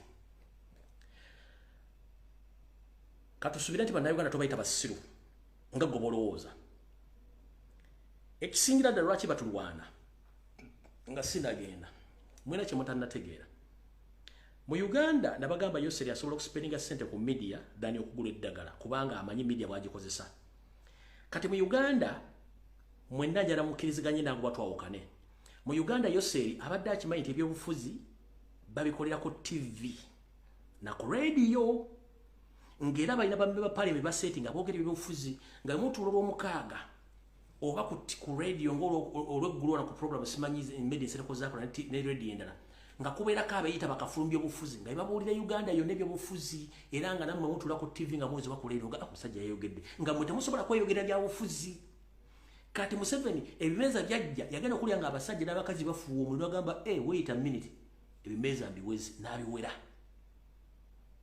nengera kubaza omusajja omutakyusa nga oli bukyanga abeera ku bimeza ne bwafuka mbeba pale mutamaguzi ebigawo byayogera nga akyali ku kimeza ku mambo bado ne ku CBS bibigawo byakyayogera tabikyusangamu takyukangako kana kitege yasigala ekyali yo mutamaguzi yoyo ekigambo kitakisalamu kati omukulu ono nga yiya teeka radio ne TV abagenda okwogera ebyobufuzi bagenda babibuza babimanyi nga ffenna tulinda kwekyo olwe Saturday ngo tulinda ku program ne boogera ebyobufuzi abasajja boogedde kati nga tebasuubirayo nti wajja kujja social media bwe yajja Museveni n'asooka agireka ebeere nga ya social life oba social affairs kati ffe ne tugenda tukola omulimu otendo ne tukyusa social media ne tugiza ku national issues nefuuka political nkiddamu twakyusa social media ne tugijja ku byokwepiica ebyokwebyula ebyokukola ki simanyi ono akwanaani ono yavumi social media ngetandika mu Uganda 1 yaliko abakazi nga bayoba buyombe kwevumancha kwerangira ono yayagaddaani yavumyani yakozaaki nga byebiriko kuwemula kulaga mabeere kulaga bubina kati fene tujja ne tukyusa social media ne tujijja mu social life ne tugifula political bwefuuka political buli muntu yenna ayina ekyasobola okwogera nga ayina idea abali batandika okufukumuka omugambo kati ono Museveni agamba kaweddemu tutandise okutya kati niyagenza okuzuuka nti alina okukola kyetuta counter attack ku media nga it's too late 1 abamuwolereza bamala bagula ffe tetuli bagule ova ku muntu nga bakuwa ekyokwogera nga bakukwata obwongo era waliwo embagambira mwenna bannayuganda bali ku social media omuntu yenna nga ali mu diaspora oba omuntu yenna nga ali mu Uganda nga wagira NRM mulabe empola era mulabe edduka 1 fenna bannayuganda abagala enkyukakyuka tulwanyisa Yoseri tibahabulwa tetulwanyisa bayindi video kuba that is none of our business tulwanyisa Museveni n'ekibinja kye bw'olaba omuntu ava ku Museveni n'atandika okuloba yindi video nga Lumbuye atabogera ku Museveni teekawo akabooza gwe ne bw'onojja n'ovuma Lumbuye n'omupersonalizinga nga Lumbuye takwogeddeeko njala bbawo ekyokulabirako omuntu bwajja n'avuma Lumbuye tamwogerangako wadde erinnyako lyomumentioninga Samuel yamanya nti oyo tobuuza nti waki ne bwalaga nti wakyukakyuka si wankyukakyuka no oyo wa NRM soma oba wa MK project kubanga nze main target yange ya Museveni na National Liberation Movement so si bayindi video bando nkoke eni era mutunzi no kubanga ffenna tuli bannayuganda nabagamba tujja kwesanga mu Uganda mu Uganda empya bwe mba nakuzaako omusango okwata amatayitu eyoole awangula yagenda naye bano bayindi video ajja nayogera ebigambo twateekawo ekintu ekyo ne tukyusa social media ntugijja kubiri ebyokweyambula ebyokwepiica ebyokuwemula tugifuula political nekikuba Museveni ekikwe kati wano wetuyibiridde essaawa zino kati gwagamba nti politics takukwatako ajja kukwatako ate okwogera ajja kukwatako kubanga ozaala oweerera olya onywa osasula school fees oyina ettaka lye batwala ate buli kimu bajja kikola nga tujja kyogerako wano wemponingira abasajja bano wammanga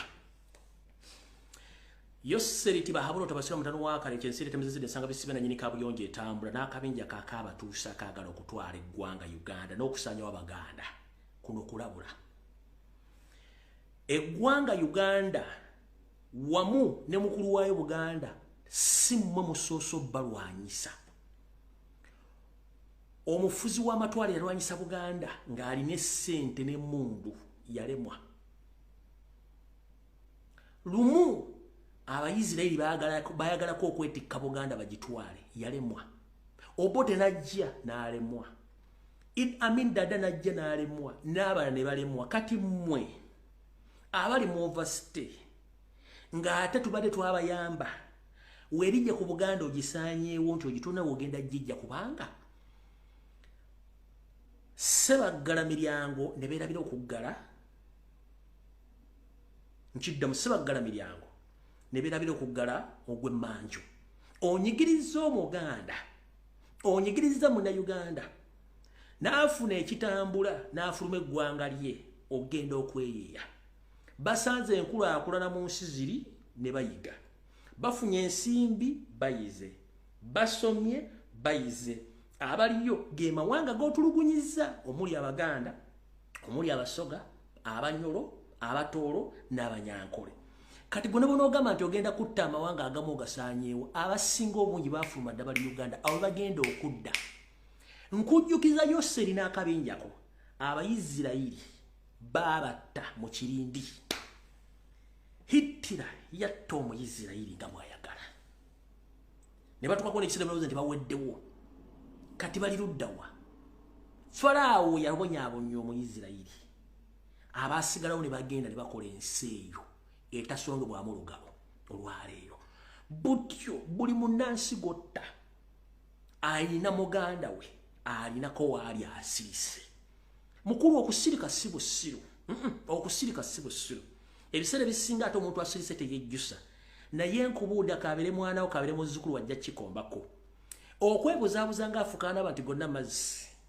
N'okweyisa ku lutundongo owendali yambadde galubindi nga wazali bategedde wandale ekyo kijja kussa ng'ekifaananyi ekyasensekere. Nkuzaako ntya? Wajja wano n'ogamba nti osayininze etteeka lya Balenciaga. N'ennyonnyola ensi nti alisayininze ne terinja kyegenda kukola kubanga banne bagenda ddiwaabira. Okusookera dda mutabani we kennyini muvuzi wa mpanka. Ne mbaga mukoddomi we muvuzi wa mpanka. N'abalala bali mu system bavuzi ba mpanka. Kati alabye ekintu kimutuddemu ekya ssente. Ko ye kansindike muwala wange ono kamuntu Diana ajja agambe nange ndi muvuzi wa mpanka. Goloza ffenna oli basiru. Ezo contempted cards zozanya tuzimanyi. Oyagadde kulaga bazungu bali nti ne munjo yange muwala wange muvuzi wa mpanka. Kati njala tegeza abantu. Omwami oli yabadde bali representative wa World Bank n'abagamba nti bamba mugamba nti etteeka lya Balenciaga lireeta obuzibu ku nsimbi. Tukole boti.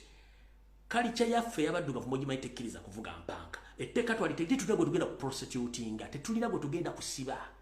Ebintu bitambule bulungi nnyo. Era Revenue Authority Janet Kembabazi bayingiza ebitabo, bayingiza ebizigo, bayingiza buli kimu ekyetaagisa okukola emizeejo. Fee of charge tebisasula musolo. Ne programu ezendala tukimanyi bulungi nnyo. Kati gwazanye kaadi yesembayo osindike muwala odana kamuntu abeyaga nti nange envuga empanka mbututye nnyo. Okujjako abaakala ebyobufuzi nga tamanyi golo wezikyuka ati golo esobola okukyuka eno. Museveni olinga Ali Magwaya ono yagenze mu Western Wamani yu olinga Ali Magwaya. Ayinza okudifendinga eddakiika na mwezi baba akadda mu second round neyokuba omutwe. Oba n'atomera kipa n'amusula mu ggolo omupiira ne gunywa. Kati Museveni oli Ali Magwaya. Guwasindise muwala wagambe nti nange envuga empanga so what? Abazungu bagambe nti nawe kiri mu nju gwo ina ate kati kiri mu nju yono kizikote kya sitaani. Gwo kwennyini gwe saba sitaani. Mukazi w'Ojovu Enterprises ebizibu byabirina. Oyinamu oli omutunzi w'engoye, oyinamu ayine kanisa, kati oyinamu omuvuzi w'empanka, oyina nono omugu w'ensimbu, the drinking general naye waali awo. Kati goloza tuli basiru awo tovuddewo. Kati kantegeeze eggwanga. Njala tegeeza bannayuganda nave ne mbabulya ku program eza nuclear weapons. Ne mbagamba nti ne tano zibazimbe ez'ekaluma zonna za nuclear. Omusajja ono eri akyo kyogera ng'era kitadde wansi bwe nakifuna batandika okupanikinga bali balina okuva ne badi meeting nga tebamulina era nga bagenda kukolagana n'oli Kim Jong-un oli omusajja oyo alina empale endabadda ng'era bagenda kukolagana etteeka munda bage muteeke mu luzungu kati yabudde nakyo era ebitundu bye twayogera wa stations ebintu bye gye biri naye kati ate ekyo nga kivuddeko ono okusitula diddigge mutwala eri yali amulaga nti in case you can protect my diddiggi oli nakitegeera naye gwaliko tamumanyi kuba yalina ebizibu bye kati ekiri luddawa kati kandu baviire ku ntono ne babuulire mwenna abatamanyi byabufuzi ebyobufuzi bikyuka buli ango disadvantage eriwo nti Yoseri agenza okujjukira okukola effujjo ng'obudde bumukeddeko emyaka tegiri ku sayidi ye akyunyiza buli kitundu kyonna ekya Uganda kimufujja lulusu oba kimuwanda lulusu 3 namwawula mu banyankole ne mufulaga abantu nti kano kabano era ensi mumanyi nti kati kano kabano ale ne yakimanyi nti ensi yamutegeera nti kabano kati ekirala babadde bapulaninga okuteeka byokulonda kati njala kubuuza musajja mukulu ali wano bulijjo bwe tuba tugenda mu byokulonda roadmap oba enteekateeka namutaayika ey'okulonda bagikola ekolebwa emyezi oba bagikola ng'ebula emyezi 6 ku mwaka tugende mu kalulu akaddako eno bagikoze ng'ebula emyaka 2 n'ekitundu kikyebeekengera kyamaanyi jjukira omwezi guno gwennyini ng'ennaku z'omwezi zaali wakati wa 5 diddiggi yali asuubira okuwamba naye nija nemusooka nga tasobola kufuna international media naba bantu bagenda omukola ebintu byokunyweza omwana we muyinza nija nemukuba omupiira njagala munjulire ebitundu Kampala ebadde ejjudde amagye 24/7 nga gakola ne gatambula mu sululu moja kyekimu ku Ntebe Road kyekimu ne Mukono ne Wakiso nga yonna ejjudde amagye ekiro gatambula bali betegekera kweyo naye nijala yabasookayo ne bafunamu okutetegana kati bana abasajja balina front sinyiza batulumbisa kati front esooka kasooka enjibabuulira diddiggi yagira mu birthday kati yafuuka political eye ekyo mukitegedde bulungi nnyo diddiggi n'asooka n'ayingira amagye najja buli mpeke yonna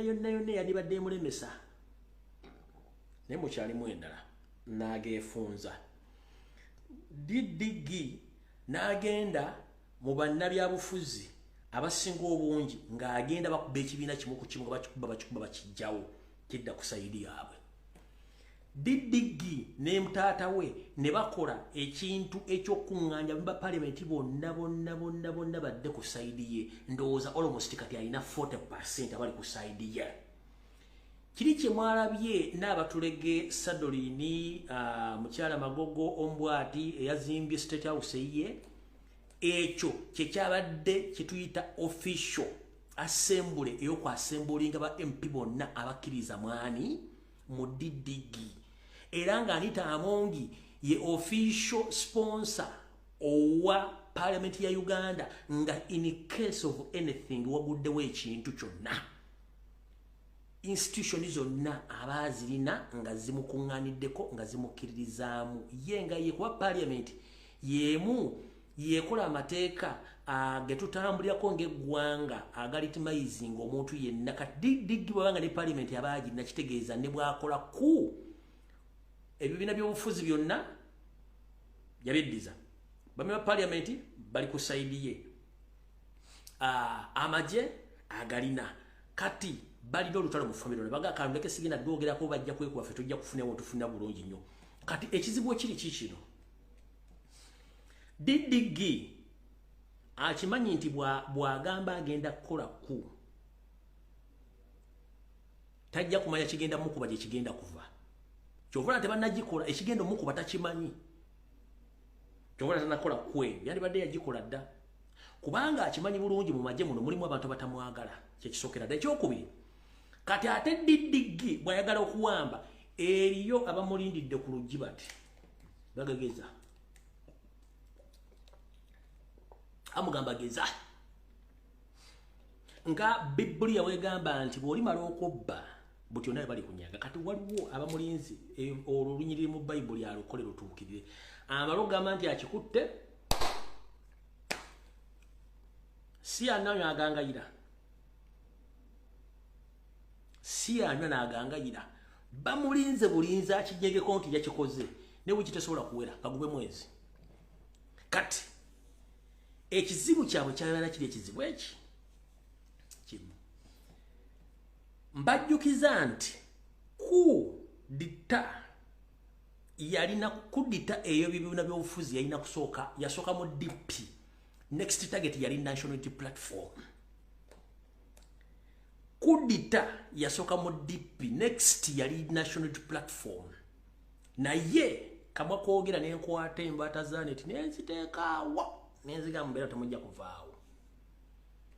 Naye omukulembeze Robert Kyagulanyi Ssentamu abantu bano bengenda okwogera amannya gano bwe nnaaba wendi obanga siriiwo muli gajjukiranga. Wassanya Kalo Charles Peter Mayiga omu, Mildred Lubega Sseggona babiri, Mathias Mpuuga basatu,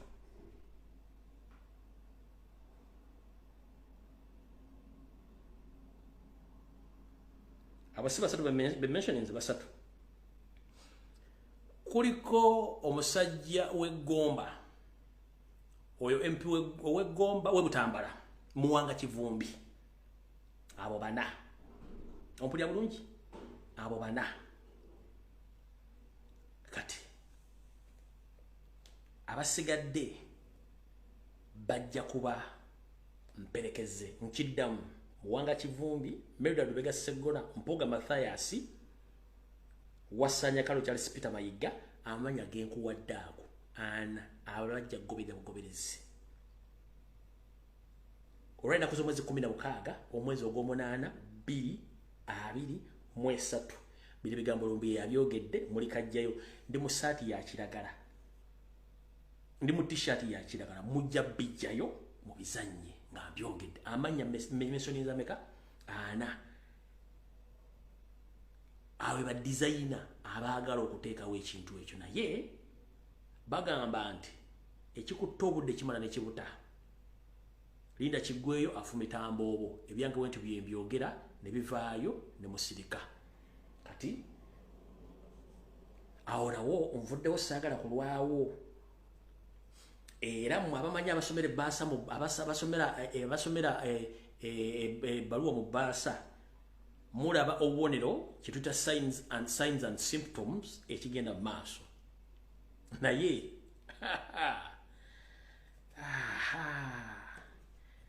mujja kitegera. Kati katugende wano bwe tuti katukozesa eddakiika 20 mu ngeri eyo tukwate mu kkowe lino wammanga. Eri abantu bangi bajja mu struggle oba mu revolution eno oba mu struggle eno kujjako Yoseri tibahabula otabasula mutabano wa Karekyezi nsete muzezedde ensanga bisibe mu ngeri yenneesola tusobola okweddiza eggwanga lyaffe. Naye abantu abalina ebigendero ebyenjawulo bengenda okusoma wano bemusanga bavuma Kyagulanyi nga bali mu kukolima bakola buli kimu. Ekigendero tajja kujjako Museveni so si kufuna bifo mu struggle. Twajja kujjako Museveni so si kufuna bifo mu struggle. Kyekisookera ddala. Ekyatuleeta mu struggle muno abantu abasinga balina ebigendero byabwe ebikusike ebyabalemerera okufuna. Kati essaawa zino bebamu kubavuma Robert Kyagulanyi Ssentamu okubula omufiirako era nga bavumira ne byakola. Tugenze mu maaso. Gwe omuntu yenna bw'oba owulira nga Robert Kyagulanyi Ssentamu eke Bobi Wine aluggyeko okuggyako Yoseri tibahabula otabasula mutano wa Karekyezi temuzezedde ensanga bisibe, olina amagulu 2, olina emikono 2, ebyobufuzi biggule, genda okwate kyokwata kyonna oggyeko Yoseri obanga Robert Kyagulanyi Ssentamu akulwisa. Bw'onooba owangudde tujja kwegattako kubanga kiri ku record ne Yoseri okuggyako Tito Okero Lutwa ne gavumenti ezaaliwo ez'ekimpatiira waliwo fronts nyingi ezaali ziri mu nsiko nga zigenda okulwana. Naffe bwe twandikikoze kuba owulira nga Robert Kyagulanyi Ssentamu aludde okuggyako Museveni nga ne byakola bikunyiiza, genda okole front eyiyo. Bw'onoowangula tujja kwegattako oba tujja kusanyuka kubanga ffenna twagala kujjako Museveni oba avuddeko atya oba avuddeko atya. Era tetwetaaga kumanya ani akoze eki ani amuggyeko. osanga omuntu ng'avuma Robert Kyagulanyi Ssentamu n'avuma National Unity Platform naye ng'ekisinga omumonyiiza agamba nti Robert Kyagulanyi Ssentamu teyamupostinga n'omubuuza gwe loyalite yo ne laavu y'eggwanga lyo eri ku kupostinga loyalite yo ne laavu y'eggwanga lyo ogivaluwinga ku kupostinga ku page ya Robert Kyagulanyi Ssentamu gw'owalaga okwagala ku eri eggwanga lyo loyalty love eyiyo eri ku Robert Kyagulanyi Ssentamu kuganda kupostinga gwawali loyalty yo n'okwagala eggwanga lyo buli muntu alina ekigenderere kikye era ye bw'abamu oli bw'abampostinga yawulira nti okke kati awo ndi mu struggle awo basinga obungi tebampostinze n'afuna akakazi n'akasajja n'anyiga n'azimba ebigere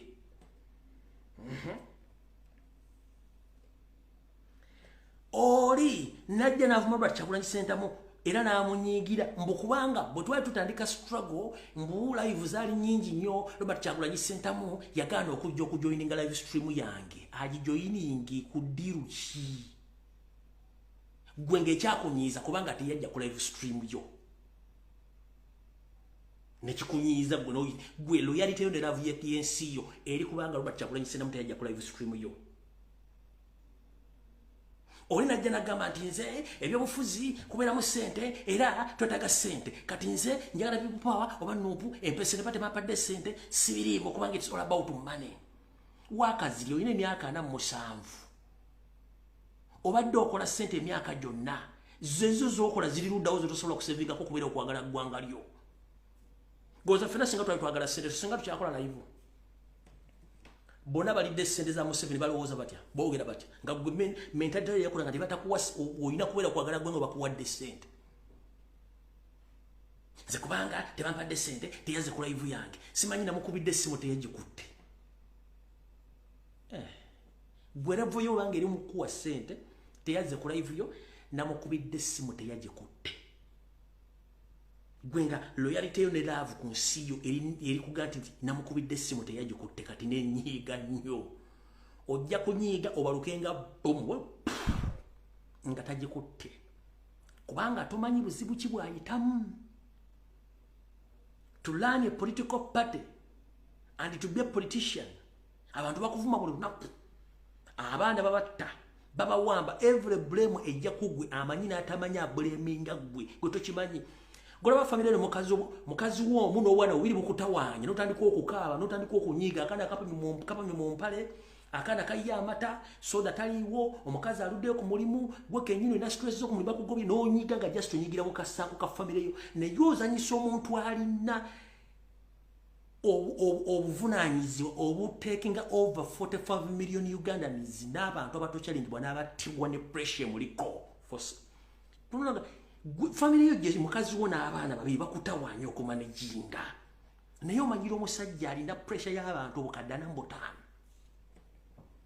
ku masimu agamukubira tosulawo togenda keesi ogenda kufa abamuvuma walidde wakoze kiri mukulu kanakalo kanga bategeeze naye page zendaba nga kuliko ebifaananyi bya Kyagulanyi Ssentamu naye nga bamuvumba ku machano olweggulo ng'oli apostinga mbula okuba yabadde ku partners na mukulu njera kubuuza gobera mu kitanda kyo nga mwepiica nga tobipostinga life has to go on kubanga ebyobufuzi anytime bibeerawo abasinga obungi mbembala mabaala mugenda out muyina abakyala muyina abaami omusajja okugjako stress waddembe okugenda mu show oba n'azinamu amazina ekyo kiri personal kati gwe Museveni yabadde n'azinamu agenda kujjako Museveni nga mukuzina gw'osula mu nju ye ne mukazi wo nga mwepiica muba mujjako Museveni nkubuuza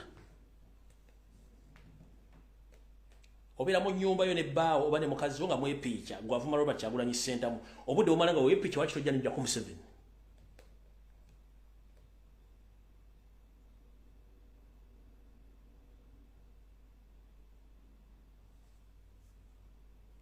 oba mu byokopiica mwabivaako n'okwesiga ebizigu mwakuvaako n'okusala obulevu bwa kyana omwakuvaa mulina ebirevu bingi nnyo bukati kuba muli mu struggle mwanyiiga nnyo temusalala birevu oba temugenda kukola kati mwagala struggle temugenda nakukola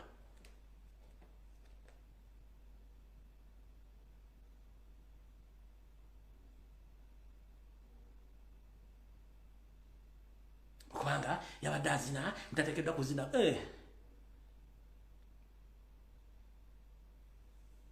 ngera kubuuza gwe mukazi gwe ne musajja gwe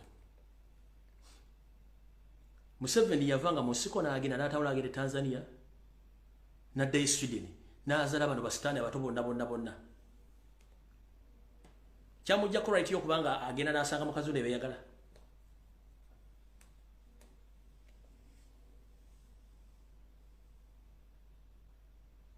kyamujjako rights ze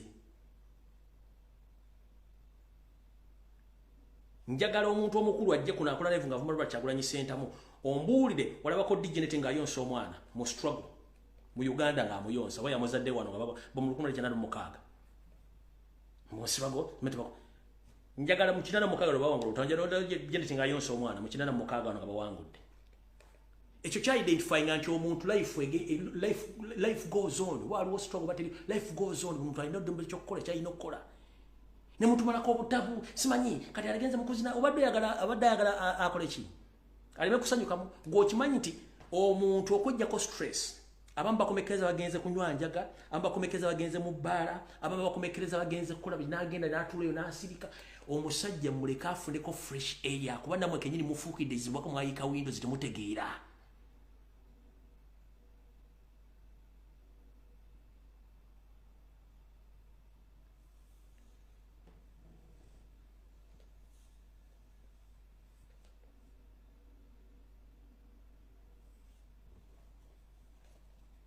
tugenze maaso kati nakino kibategeeza eri abantu nga bo balowooza nti Kyagulanyi ye ng'omuntu ye struggle. That is wrong. Kyagulanyi si ye struggle. Kyagulanyi si ye struggle.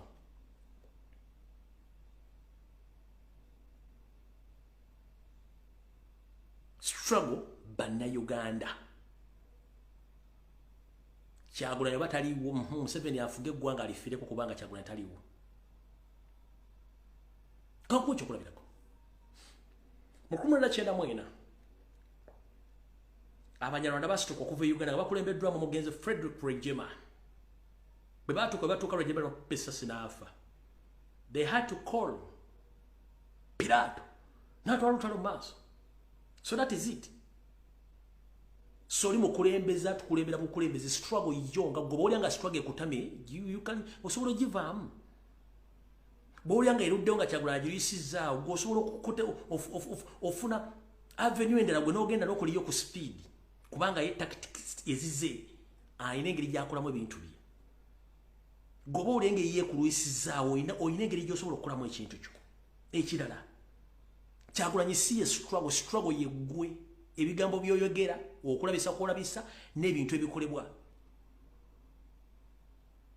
Abantu bonna abakola emirimu okujjako gavumenti ezaayita ku baali bangi nnyo n'amu tebaatuuka kuwadde kuwera ossiwano baafa tebabasasulira nga tebabasasulanga. Ababbanga obubbi kubeera gavumenti yajja ebba bubbi nakati bakyabba baabeerangawo abaateganga ebibaluka baabeerangawo. Kati kankuzannyire video eno Besigye ng'agamba nti buli kimu bambuuza wa n'agamba n'eddagala twabbanga libbe. Kankuzannyire ka video kano mulyoke mukakase nti eno gavumenti yajja ebba ate ejja kubba mpaka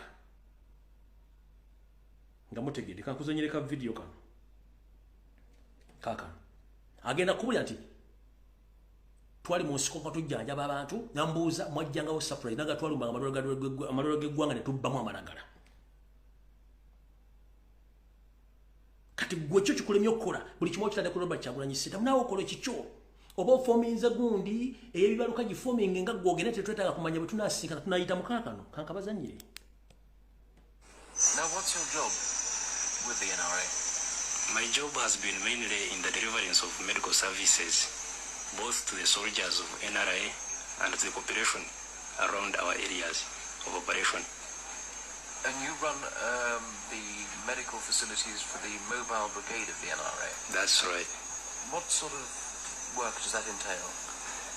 It entails both the surgical procedures, treating casualties from gunshot wounds or shrapnels, and also treating the medical ailments like malaria, diarrheal diseases, hookworm infestations, and so on. And this obviously takes quite a bit of medicine and instruments and so on to be able to carry out this work. That's right. Where do you get your instruments and medicine? We raid the government hospitals and pick all the drugs and instruments we need, and they are quite sufficient. Twalumbanga amalwaliro tubba eddagala n'ebyetaagisibwa byonna tubibba tubimalayo gwokozewo ki tosobola dogera ku kyalo esuwa nokusaako kyamani awagira yenale n'omuzoganya tosobola tunakubuli twagenda tulumba amalwaliro gavumenti tubba eddagala n'equipments netuzituwala gwokola mulimu ki kati ate nze ajja nayogera nemba about information atonwanyisa kati kyoba oyagala gwagamba nti Robert Kyagulanyi Ssentamu aludde gwe nawe koleeyo. If you want to form a political party, form your own political party. Kola political party yo buli abantu ideas zo ojja kujoininga abantu abagala change abala batali ba Robert Kyagulanyi bajja kweyungako. Netovumira Robert Kyagulanyi Ssentamu mulekenga ye. Buli muntu mind your own business. Bwanga business oba tufumba kasoli fena tufumba kasoli. Waliwo afumba kasoli, waliwo mwocha, waliwo mulyamu obuwunga, waliwo mufumbamu obuugi, waliwo mukolamu akawunga. Buli muntu ayina system ngeri yakolamu ebintu bye. Don't concentrate on Robert Kyagulanyi Ssentamu. Bwoba oyagala kuforminga political party, please gende Kampala gulawo ekibiina kyo by'obufuzi ki okole manifesto osomesa abantu manifesto yo ofune ba followers bajja ku followinga. Don't based on Robert Kyagulanyi Ssentamu as an individual. It's like you're working for Museveni. The moment you hit Museveni, it means that you're working for Museveni. If you really are in the struggle and you think that Robert Kyagulanyi Ssentamu is so slow in liberating Uganda, please find other ways to liberate Uganda. The quick ways, form your own political party or form other ways of fighting. As simple as that. Nino best no Robert kati okumanya abantu bano bali fane. Kati omusajja ne bwaseka busesi omulaba kati yasese nno kati yasenyeza aleka ne yali daka wonge ekiro yali daka wongo basika amaganjo ne bwakyusa face kati omulaba atunudde kati mbwatukeneka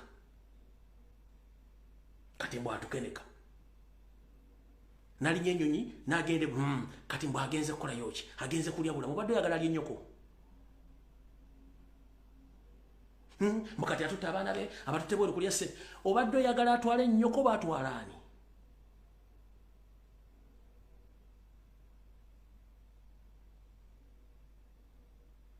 mbo okuyiba kunajjako Museveni mwaka ennyini abali mukuma Robert Kyagulanyi Ssentamu mwasoma history mukimanyi nti music is part of revolution method oba mechanism spreading information. Kati omusajja wabanga agenze kuyimba na spreading Robert Kyagulanyi Ssentamu tasobola kuyimba natayisawo kigambo kya byabufuzi. Gwoyogera kigambo ki kyoyogera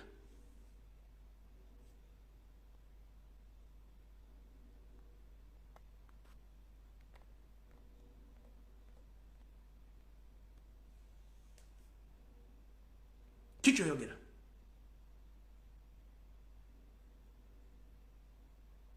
mwera simanyi alina omukazi munyarwanda bwaba alina omunyarwanda so what gwalina omuganda okozewo ki alina omulugala okozewo ki alina omusogo okozewo ki alina omudinka okozewo ki alina omunyankolo okozewo ki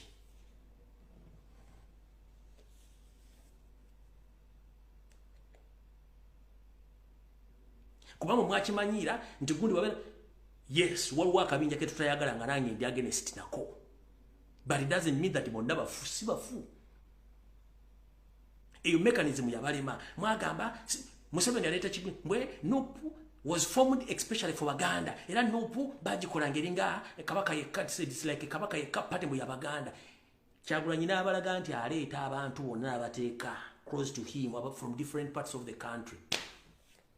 Mwatandika gamba oyo ono bati oli bwati simanyi yetolodwa onale obadde yagala yetolo nnyoko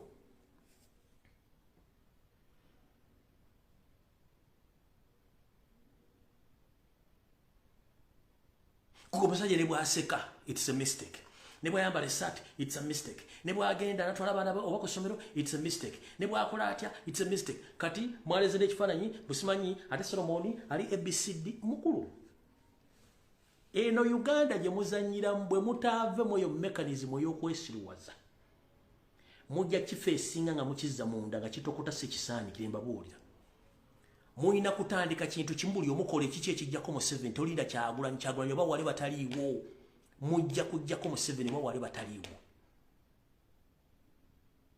bw'avaawo yensi ekomawo aboogera nga tosirika oba nga Uganda ekomawo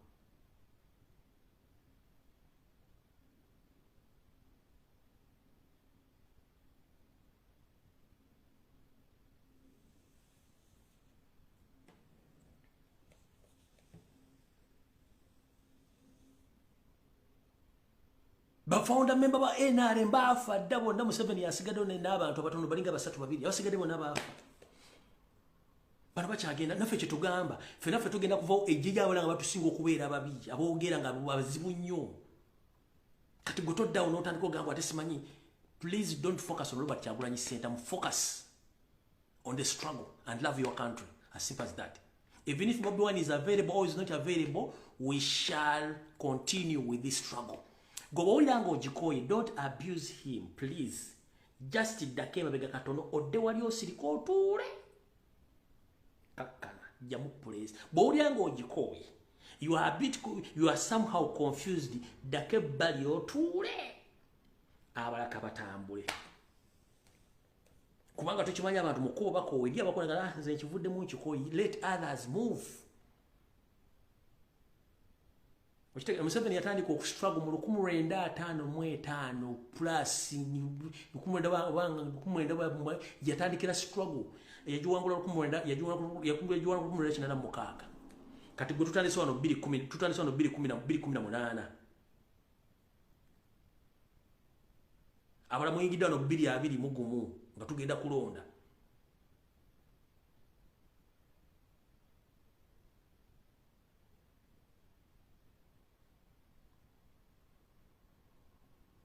Karengo John Mbozi wamandowooza mukaba bankomerera mpeera program sigimazeeyo olw'obudde tujja kusinkana ku lunaku olulala mukama bankomere ngenda basabu yonna angoberera ayagala ekyukakyuka Robert Kyagulanyi Ssentamu topic y'omusajja oli twagigadde complete total also tugende ne bituzimba amaaso nemwegendereze nnyo buli kimu kigenda maaso mukama bankomerera mpeera twegweko bemponize bawoninze abasigadde sina buzibu nabo buli mwapo lekyalina okukola kubanga nze siriwo okulumba in video. My main point and my main enemy is yourself. I have not about the rest. Barabanga mistake. I sign out.